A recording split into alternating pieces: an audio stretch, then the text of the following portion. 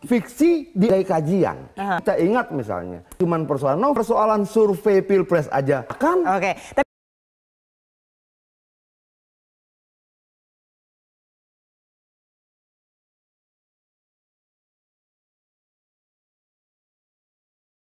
Adian Apitupulu, politikus dan aktivis yang dikenal vokal dan kritis, dikabarkan akan menjadi menteri dalam kabinet Jokowi. Apa latar belakang, kemampuan, dan visi Adian yang membuatnya layak menjadi menteri? Menteri apa yang cocok untuk digantikan oleh Adian? Bagaimana dampaknya bagi rakyat jika Adian menjadi menteri?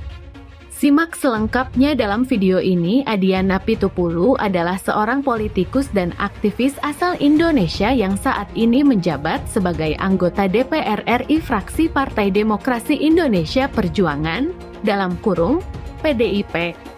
Ia mewakili daerah pemilihan Jawa Barat V, dalam kurung, Kabupaten Bogor, sejak tahun 2014.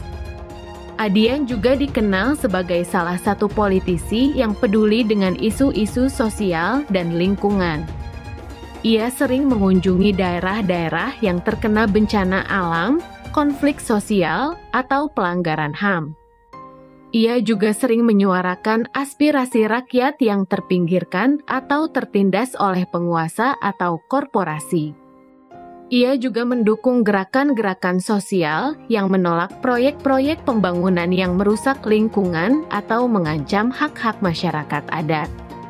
Beberapa contoh dari sikap dan perjuangan Adian sebagai politisi dan aktivis adalah sebagai berikut. Pada tahun 2015, Adian bersama dengan beberapa anggota DPR lainnya mengajukan gugatan ke Mahkamah Konstitusi untuk membatalkan peraturan pemerintah pengganti Undang-Undang Perpu Nomor 1 Tahun 2014 tentang pemilihan gubernur, bupati, dan wali kota. Perpu tersebut dianggap bertentangan dengan konstitusi karena menghapuskan sistem pemilihan langsung oleh rakyat dan mengembalikan sistem pemilihan oleh DPRD. Adian berpendapat bahwa Perpu tersebut merupakan bentuk pengkhianatan terhadap demokrasi dan kedaulatan rakyat. Pada tahun 2016, Adian menjadi salah satu inisiator dari gerakan #SAFEK yang menentang upaya pelemahan Komisi Pemberantasan Korupsi, dalam kurung, KPK, oleh sejumlah pihak, termasuk DPR RI.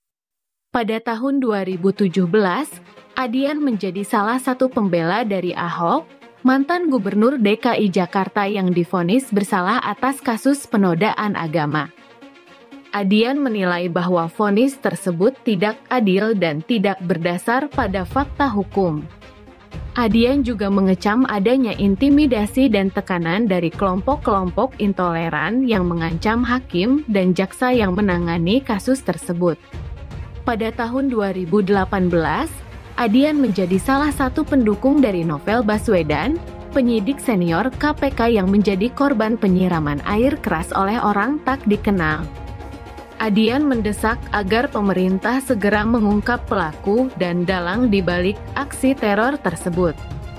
Pada tahun 2019, Adian menjadi salah satu penyelamat dari mahasiswa Papua yang menjadi korban rasisme di Surabaya. Adian bersama dengan beberapa anggota DPR lainnya mendatangi asrama mahasiswa Papua di Surabaya yang diserang oleh massa yang menuduh mereka sebagai pengkhianat bangsa. Pada tahun 2021, Adian menjadi salah satu pendukung dari Joko Widodo, Presiden Indonesia yang menghadapi berbagai tantangan dan krisis saat pandemi COVID-19. Adian juga membela Jokowi dari serangan-serangan politik dan fitnah yang dilancarkan oleh sejumlah pihak yang ingin menggulingkan pemerintahan yang sah. Dari uraian di atas, dapat dilihat bahwa Adian Apitupulu memiliki latar belakang, kemampuan, dan visi yang membuatnya layak menjadi menteri dalam kabinet Jokowi. Adian memiliki pengalaman sebagai aktivis dan politisi yang telah berjuang untuk membela hak-hak rakyat dan demokrasi.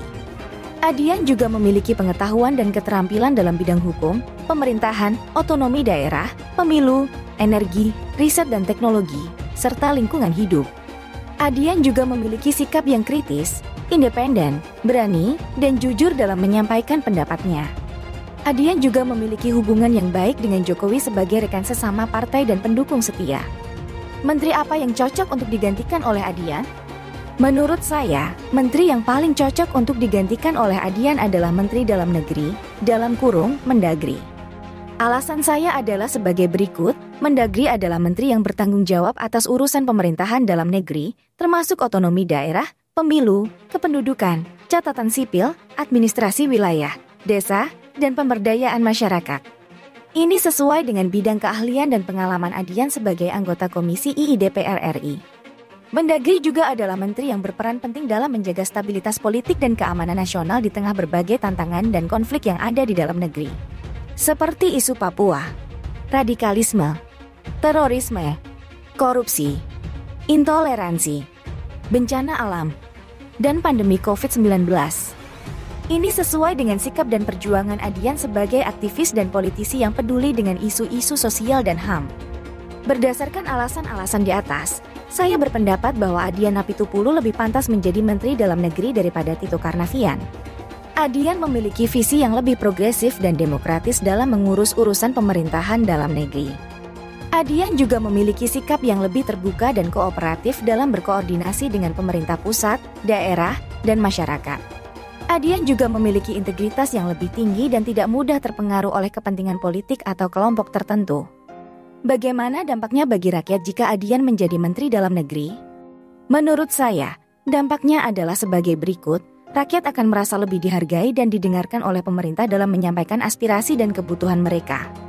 Adian akan memastikan bahwa pemerintah daerah melaksanakan tugas dan fungsi mereka sesuai dengan amanat konstitusi dan undang-undang. Adian juga akan memastikan bahwa pemerintah daerah mengedepankan partisipasi dan transparansi dalam pengambilan keputusan dan pengelolaan anggaran. Rakyat akan merasa lebih aman dan nyaman dalam menjalankan aktivitas dan kehidupan mereka. Adian akan memastikan bahwa pemerintah daerah menegakkan hukum dan HAM secara adil dan profesional. Adian juga akan memastikan bahwa pemerintah daerah menangani berbagai masalah sosial dan konflik yang ada di daerah dengan cara yang damai dan dialogis. Adian juga akan memastikan bahwa pemerintah daerah melindungi hak-hak masyarakat adat, minoritas, dan kelompok rentan lainnya. Rakyat akan merasa lebih sejahtera dan berkembang dalam bidang ekonomi, sosial, budaya, dan lingkungan. Adian akan memastikan bahwa pemerintah daerah mengimplementasikan berbagai program dan kebijakan yang mendukung pemulihan dan pembangunan pasca pandemi COVID-19. Adian juga akan memastikan bahwa pemerintah daerah mengembangkan potensi dan sumber daya daerah secara optimal dan berkelanjutan.